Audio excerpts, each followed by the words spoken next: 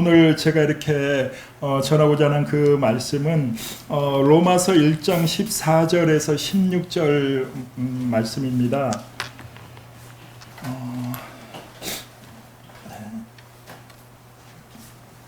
같이 이렇게 합독하도록 하겠습니다. 헬라인이나 야만인이나 지혜 있는 자나 어리석은 자에게 다 내가 빚진 자라. 그러므로 나는 할 수 있는 대로 로마에 있는 너희에게도 복음 전하기를 원하노라. 내가 복음을 부끄러워하지 아니하노니 이 복음은 모든 믿는 자에게 구원을 주시는 하나님의 능력이 됨이라. 먼저는 유대인에게요 그리고 헬라인에게로다. 아멘. 오늘 이렇게 말씀의 제목은 복음의 빚진 자입니다. 사도 바울 너무나도 이렇게 하나님의 은혜 속에서 정말 복음의 이방인의 사도로서 복음의 장을 이렇게 열었던 2000년 기독교 역사에 저희들이 감히 이렇게 말하기를 가장 위대했던 사도가 아닌가라고 이렇게 할 정도로 그렇게 많은 어떤 은혜 가운데서 복음을 증거했던 사도 바울의 서신입니다.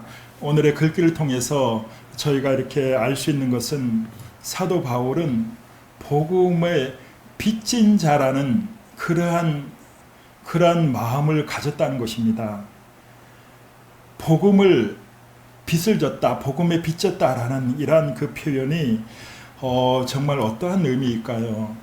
왜 복음에 빚졌다라고 이렇게 얘기를 했을까요? 그리고 그분의 생애를 보면은 정말 이렇게 정말 최선을 다해서, 심지어는 그 사도행전의 그런 기록을 보면은 예루살렘 그 로마에 가지 말라고 가면은 결박이 기다리고 있다라고 이렇게 어떤 예언자의 그런 예언도 있었거든요. 근데도 서슴없이 나는 가야 된다. 내가 할 일이 있다. 나는 복음 전하는 일에 나는 그 사명을 받은 자다. 복음의 빚진 자였던 그런 그 심정으로 결박, 환난이 기다려도 나는 갈 것이다. 내가 해야 될 일이다. 이러한 그 고백을 했던 걸 우리가 기억하고 있습니다. 정말 이거는 정말 엄청난 그런 고백이 아닌가 생각 들어요. 환난이 앞에 기다리고 있는데도, 결박이 있는데도 그것을 뛰어넘는 그 복음에 대한 열정, 진짜 이 복음이 이렇게 정말 받게 되면은 저는 그런 생각이 들더라고요. 빚진 자의 심정이 되지 않을까.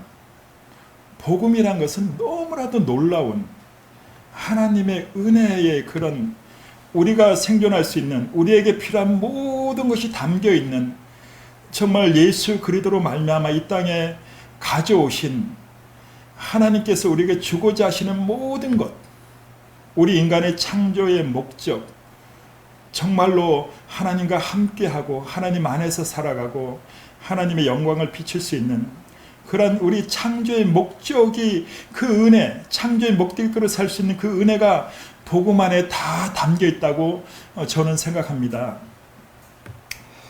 그래서 이 복음은 모든 믿는 자에게 구원을 주시는 하나님의 능력이라고 말하고 있습니다. 아멘. 그 능력, 우리를 가능케 하는, 죄인이 회개하고 하나님의 참다운 백성, 의인의 길을 걷게 만드는 그 은혜가 있는 것, 그 은혜의 능력이, 하나님의 능력이 이 복음 안에 다 담겨 있다고 생각합니다. 그래서 이 복음을 받은 자는, 깨달은 자는 이 복음에 대해서 정말 사도 바울과 같이 이렇게 부끄러워하지 않게 되는 것 같아요. 막 자랑하고픈, 사람을 살릴 수 있는 그 은혜, 누구라도, 어떤 죄인이라도, 하나님과 어떻게 많이 떨어져 있던 사람이라도 그 죄인을 불러서 회개시켜서 새롭게 하고 하나님의 성품을 담게 하고 하나님과 함께 할 수 있는 그 은혜가 있는 것이 바로 복음이라고 생각합니다. 그래서 우리는 먼저 이렇게 복음이 무엇인가에 대한 이해가 가장 중요하지 않은가 생각합니다. 저도 이렇게 복음을 이렇게 하나님께서 은혜 가운데 이렇게 인생 거의 후반에 들어섰는데요. 많은 실패 속에서 이렇게 다시 인생 후반을 이렇게 열어주시면서 복음으로 이렇게 자꾸 이렇게 하나님 보고 깨닫게 해주시더라고요. 그래서 처음에 작년에 이렇게 처음 복음을 이렇게 열면서 이렇게 봤던 것하고는 점점 더 이렇게 하나님이 이렇게 좀 폭넓게 보여주시는 거예요. 이 복음 안에가 진짜 은혜 안에서 우리의 거룩함의 그 열심, 또 죄를 버리는 회개, 이게 다 있더라고요. 이게 그래서 이게 막 그 은혜 때문에 성령 그 은혜 때문에 막 날마다 더 회개하려고 더 막 이렇게 하나님이 몰아가시고 예수 안에 있는 그 은혜 때문에 그래서 모든 사람이 다 회개하라라고 이렇게 말씀하신 그것이 이제는 그게 은혜로 저는 들리는 거예요. 와, 그게 은혜구나. 회개할 수 있도록 하나님께서 다 마련해 주셨구나.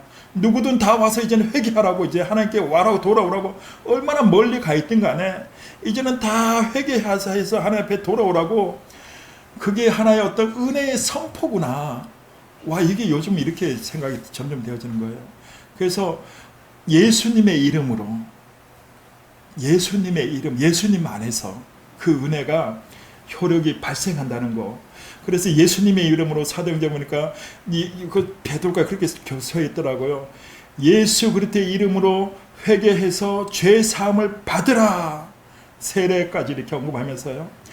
그리고 나면은 성령을 선물로 받을 것이다. 이렇게. 그래서 딱 예수님의 은혜를 다 복음을 요즘 제가 이렇게 이해할 때는 두 가지 큰 축이 있더라고요. 회개의 은혜와 성령으로 선물 받는, 성령에 의해서 살아가는 그 은혜. 와, 이것이 가장 큰 축이라는 것을 이렇게 요즘은 알게 됐어요. 보수적인 것은 보면 성령이 오셔갖고 이렇게 막 은사도 이렇게 막 나타내시고 막 어떤 여러 가지 그 이렇게 은혜를 주셔갖고 막 이렇게 직임을 주셔갖고 그 맞게 은사가 또 주어지면서 막 봉사하게 하고, 그거는 이제 부차적인 것이라 생각 들고요. 어쨌든 큰 두 축은 회개와 거룩이라는 것을 알게 됐어요. 요 두 가지만 잘 붙들면은 하나님 나라에 너무 들어가는 것이 가능하겠다라고 이렇게 생각되어지더라고요. 그래서 이 복음이 그런 은혜가 있다는 거, 우리에게 순종케 하는, 우리를 회개케 하는, 우리를 정결케 하고 정말 거룩하게 하는 그 은혜의 능력이 있다는 거, 이것이 은혜라는 거. 예수 그리스도로 말미암아. 그래서 로마서가 요즘도 이렇게 보면은 조금씩 이렇게 좀 많이 열린 것 같아요. 그래서 로마서가 이해가 처음에는 딱 예수를 믿어갖고 의에 이르고 의롭다함을 얻고 믿는 자가 의롭다함을 얻는다고 이렇게 하잖아요. 그 다음에 딱 그거 지나니까 딱 이게 그냥 딱 추상적 얘기를 딱 던지고, 그 다음에 딱 지나면은 실제적으로 예수님과 연합하는 죄에 대해서 죽고 의에 대해서 살고 세례를 또 이렇게 또 얘기를 설명해줘요. 그리고 그걸 또 딱 지나니까 또 사람의 어떤 그런 그 내적의 어떤 그 옛사람과 새사람의 어떤 갈등적인 면들, 그러면서 끊임없이 이렇게 우리가 살아가면서 이렇게 나타날 수 있는, 그러면서 성령의 은혜를 또 8장에서 탁 얘기를 해줘요. 성령으로 성령의 소욕을 따르는 자가 하나님의 자녀다라고 이렇게 우리가 약속을 받은 자로되 육체의 소욕을 따라 살면은 반드시 죽을 것이다 이러면서, 그러니까 만약에 막 이게 헷갈리는 거예요. 예수님 믿으면은 의롭다함을 받는다 했는데 또 가면 또 이렇게 나눠지고 이렇게 또 세부적으로 다루고 그러니까 막 헷갈리는 것 같아요. 근데 요즘은 좀 이렇게 조금씩 그것이 이해가 되더라고요. 이것이 다른 얘기가 아니구나. 한 사건을 갖고 다른 각도에서 지금 설명하고 있는 거구나. 이것이 이제 생각되어지더라고요. 그래서 이 복음이란 것이 이게 진짜 총체적으로 이렇게 이해해야 할 필요가 있겠구나. 폭넓게. 그러면서 그리고 모든 것이 이렇게 복음 안에 있다는 걸 이렇게 알게 됐어요. 오늘 아까 전에 김수자 목사님께서 쉬는 것도 그 영성입니다. 쉼도 영성입니다. 할 때, 그것도 복음 안에 들은갑다. 그 은혜, 그리고 예수 안에서 그 은혜 속에서 그 부분도 있는갑다 하고 저도 이제 좀 생각이 들었어요. 제가 최근에 이제 건강 이렇게 건강하는 거 있잖아요. 막 건강 관리하는 거 그거를 사실 율법적으로 봤거든요. 아, 목사님들은 왜 그렇게 건강에 신경 쓰고 뭔가 이렇게 다 이렇게 그걸 많이 이렇게 하실까 관리하실까?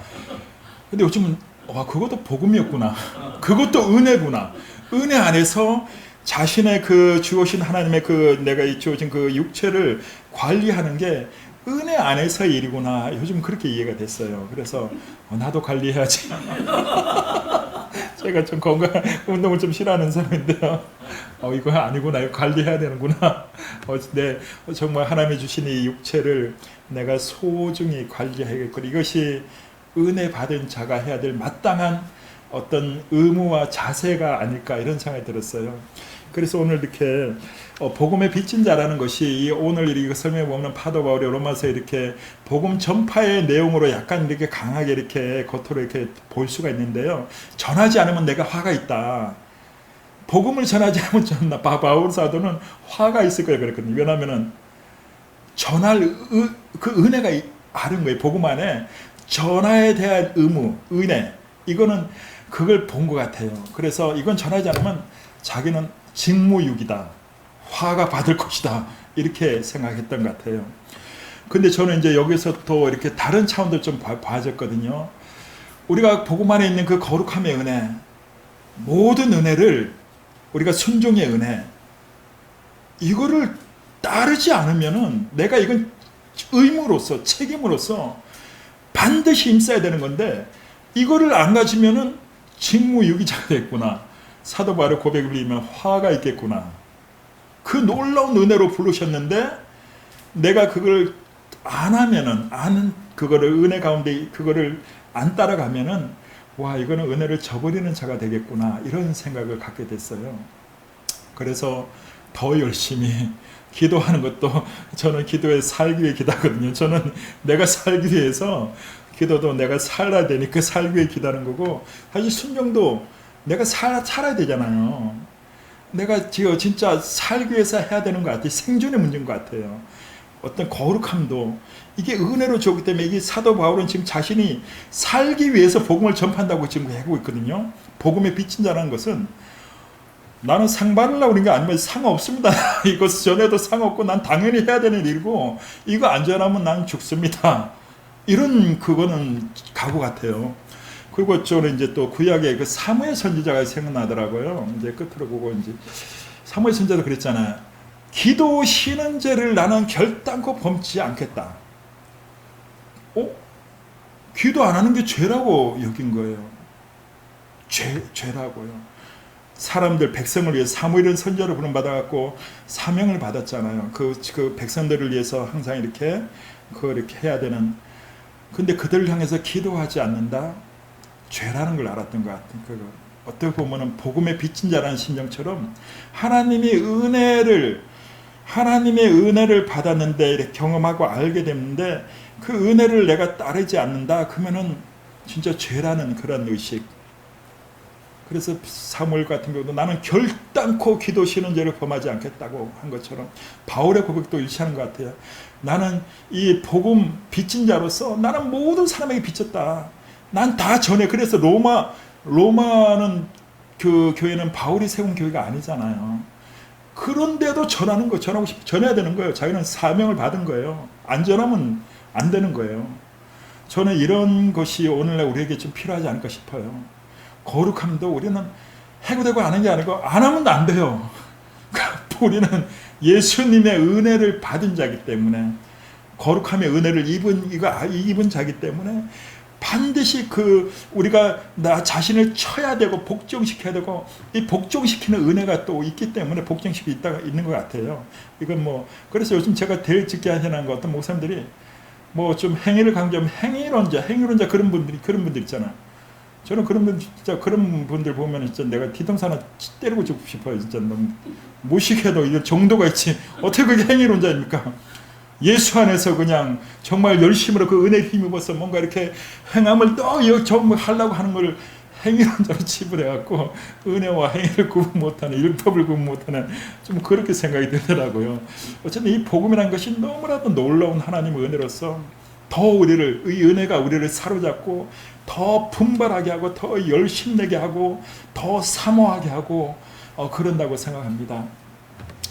아무쪼록 저와 여러분께서 이렇게 정말 이렇게 복음의 빚진 자의 심정으로 진짜 앞으로 남은 날까지 최선 달려가는 막 거룩한 우리 부르신 그 은혜에 따라서 막 더 열심으로 더 회개하고 더 거룩함 정결함을 더 사모하고 그렇게 달려가는 저와 여러분이 되시길 바라며 말씀을 마치겠습니다.